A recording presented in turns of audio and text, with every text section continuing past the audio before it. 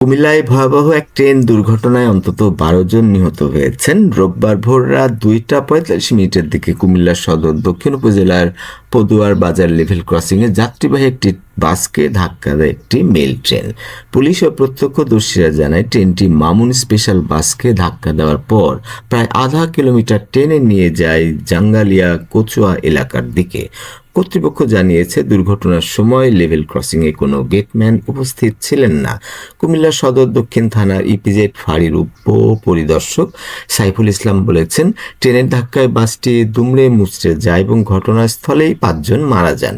পরে হাসপাতাল সূত্র জানায় নিহতের সংখ্যা বেড়ে ১২তে দাঁড়িয়েছে। নিহতদের মধ্যে রয়েছেন ৭ জন পুরুষ, ৩ জন নারী এবং ২ শিশু।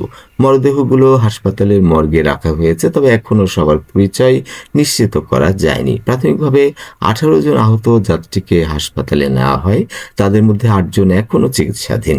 সকাল ৮টা ১৫ মিনিট পর্যন্ত ট্রেনটি দুর্ঘটনাস্থলেই দাঁড়িয়েছিল, আর দুমড়ে মুচড়ে বাসটি ট্রেনের সামনে আটকে ছিল। দুর্ঘটনার পর পুলিশ, হাইওয়ে পুলিশ ও ফায়ার সার্ভিসের সদস্যরা উদ্ধার কাজ চালান এবং আহতদের হাসপাতালে পাঠান। এই ঘটনায় বাংলাদেশ রেলওয়ে ২টি তদন্ত কমিটি গঠন করেছে, একটি বিভাগীয় আর একটি আঞ্চলিক। জেলা প্রশাসকের পক্ষ থেকেও একটি পৃথক তদন্ত কমিটি গঠন করা হয়েছে। এদিকে পদুয়ার বাজার ক্রসিং এর ২ গেটম্যান মেহেদী হাসান ও হেলাল উদ্দিনকে সাময়িকভাবে বরখাস্ত করা হয়েছে। জানা গেছে, মামুন স্পেশাল বাসটি চাঁপাইনবাবগঞ্জ থেকে লক্ষ্মীপুর যাচ্ছিল। দুর্ঘটনার পর থেকে চট্টগ্রাম ও কুমিল্লা রেলওয়ে স্টেশনের মধ্যে ট্রেন চলাচল বন্ধ রয়েছে। উদ্ধারকারী ট্রেন ঘটনাস্থলে পৌঁছেছে।